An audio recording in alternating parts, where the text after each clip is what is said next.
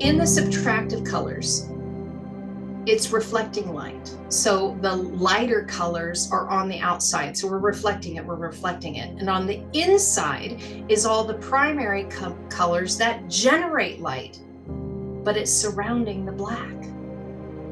So when I share with you and I let you know and I say that these languages are the light languages, it's because the red, blue, and green are actually surrounding the letters themselves, the colors that generate light.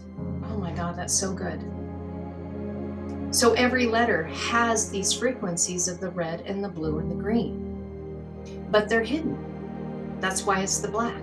It's hidden so that you can then take it. Okay, let me back up a little bit so I can explain this in the process of why we translate. Let me go back to the red and the green and the blue of what generates light. What is generating light is allowing us to have the form be filled with something that is producing light. What happens when we're not doing that, that secondary color, I'm gonna have to do a screen share again. So here is the colors that generate white, pure light, pure white light. It's clean and clear and crystal, and it's what Dan Winters would call negentropy. So the black fire is wrapped in this light, and then we take it in, and our consciousness is here. Okay, so again, practical application. Red, green, and blue is the conscious side. The yellow, the magenta, and the cyan, these are, or cyan, are the subconscious side. Okay, Carrie, where are you going with this? How many times have you guys heard me say in the past that every time you get a revelation when you're studying, it is going to come in and transfer to show you a place of shadow, something that you need to work on, something that is a hidden aspect? This is exactly showing you what happens when you study the languages. Because the ego can only reflect the light. And so in order to flip it, because it's literally the inverse of that which is. So it is reflecting everything that is in the subconscious programming. Okay, practical application. How many of you guys remember the story that I shared before about going into the rock store?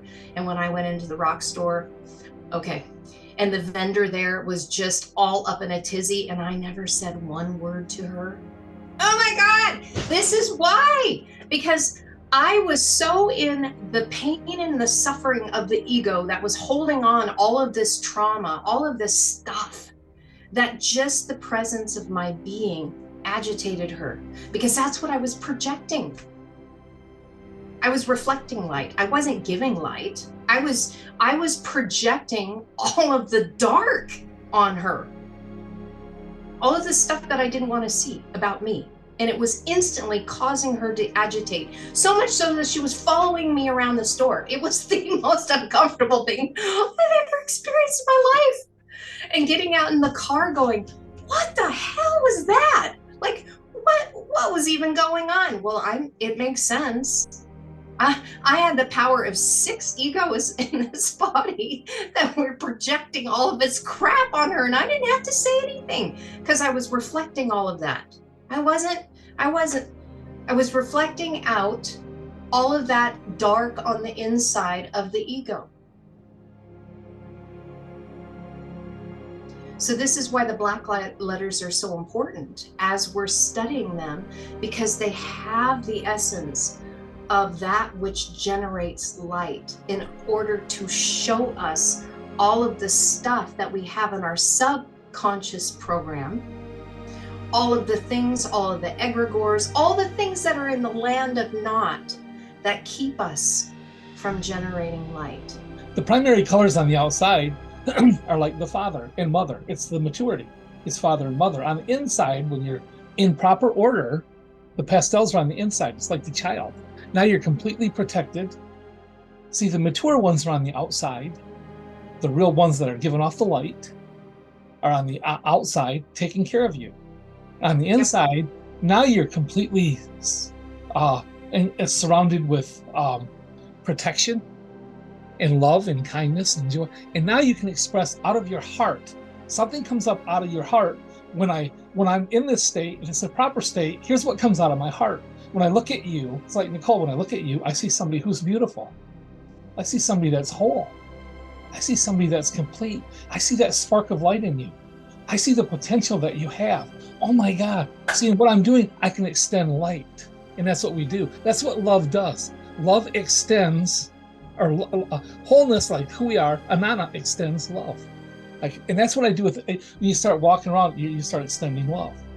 Yep. But now if you flip that thing inside out, and I'm reminded as I'm doing this like a rubber tire. I don't know if you guys have seen, some people make flower pots and things out. If you take a tire and flip it inside out, it becomes a really weird shape.